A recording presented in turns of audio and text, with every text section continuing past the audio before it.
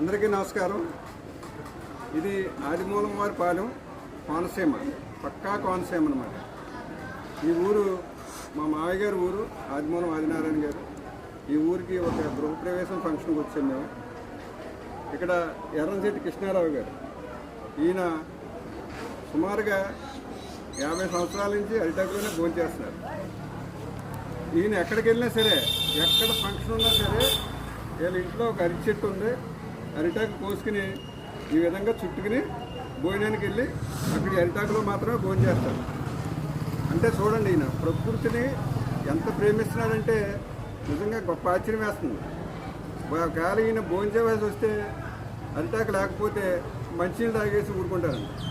అంతేగాని వేరే దాంట్లో భోజనమే చేయరండి అసలు. ఈయనకి 80 సంవత్సరాల పైన అయినా ఈయన ఇంకా యంగ్లా ఉన్నారు. ఈయన ఎక్కడికి వెళ్ళినా సైకిల్ మీద వెళ్తారు. ఈయనకు పొలం ఉంది, వ్యవసాయం చేస్తారు. ఈయన 80 సంవత్సరాల పైన. ఇప్పుడే మరి పొలానికి మందు కొట్టి ఇచ్చారు ఈయన. అంటే చూడండి, వరిసేలోకి వెళ్ళి ఈయన మందు కొట్టి ఇప్పుడు వచ్చి స్నానం చేసి బట్టలు వేసుకుని భోజనానికి వెళ్ళడానికి సిద్ధమయ్యారు. మరి ప్రకృతి ప్రేమికులు మరి దీన్ని బట్టి తెలుసుకోవాల్సింది ఏంటంటే, మనం ప్రకృతి గురించి ఉపన్యాసాలు ఇవ్వడం కాదు, మనం ఖచ్చితంగా ఆచరించాలి. జీరో ప్లాస్టిక్ చేయాలి. మరి మనం ఏం చేస్తాం?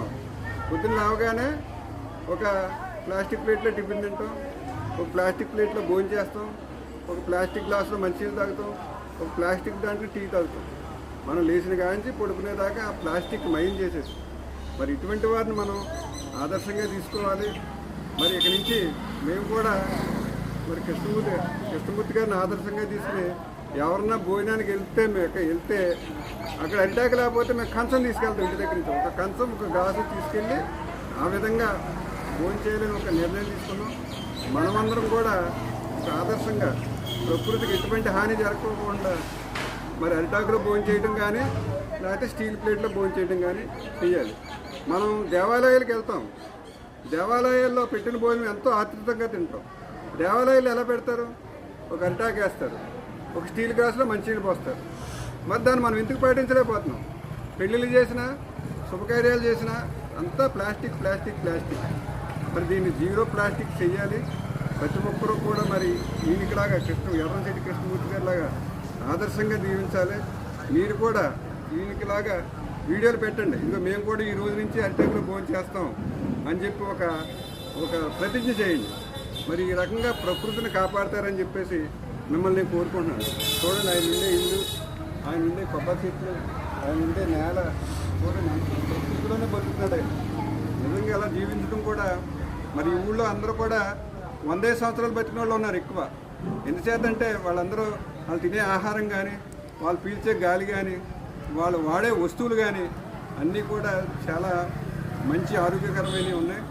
మరి మనం కూడా ఆ విధంగా మనం పాటించాలని చెప్పేసి కోరుకుంటున్నాం.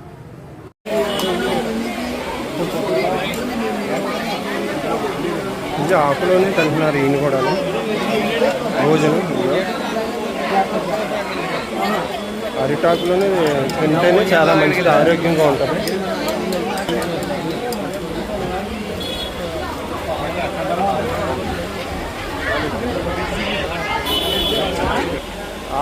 ఆయన చూసి, ఈ కృష్ణమూర్తి గారిని చూసి ఈయన ఇప్పుడు మొదలెట్టారు. ప్రతి ఫంక్షన్లో ఆయన అలా తిని, ఎర్రంశెట్టి కృష్ణమూర్తి గారు ప్రతి ఫంక్షన్లో ఆకు పట్టుకెళ్తాడు ఆయన.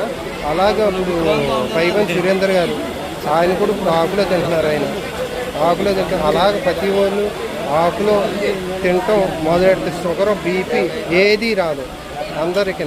మనం ఈ ప్లాస్టిక్ తీసుకుని మొత్తం దాంట్లో వేడి పదార్థం వేస్తుంటే దాంట్లో కరిగిపోయి మళ్ళీ మనకే లోపలికి వెళ్తాయి, ఆరోగ్యం బాగోదు. అది ఇప్పుడు ఇది ఇలా తినటం వల్ల చాలా ఆరోగ్యంగా, ఆహ్లాదకరంగా బాగుంటుంది. ఆయన కూడా అలాగే తింటారు, ఈయన అలాగే తింటారు. అలాగే అందరూ ప్రతి వాళ్ళు అలా ఆకులో భోజనం చేసేలాగా. పల్లెటూరులో కూడా ఆకులు ఉంటాయి. ఈ పల్లెటూరు ఆదిమూలవరపాలెంలో ఆకులు ఉంటాయి. ఆకుల్లో తినటం మానేశారు. పల్లెటూరులో కూడా ఆకులు తినటం మానేశారు. ఈ ప్లాస్టిక్కి తినటం మొదలెట్టారు. ఇవి కూడా వాళ్ళకు కూడా పల్లెటూరులో కూడా అలవాటు అయిపోయింది. ఈ పల్లెటూరులో ఈ మానేయాలి. పల్లెటూరు వాతావరణంలో ఆకులు మానేస్తాం వల్ల ఆకులలో తినటం మొదలెట్టండి. పల్లెటూరులో కూడా ఆకులు తినటం మొదలెడితే మన ఆరోగ్యం చాలా బాగుంటుంది. ఇది మోడీ గారు కూడా చెప్తున్నారు.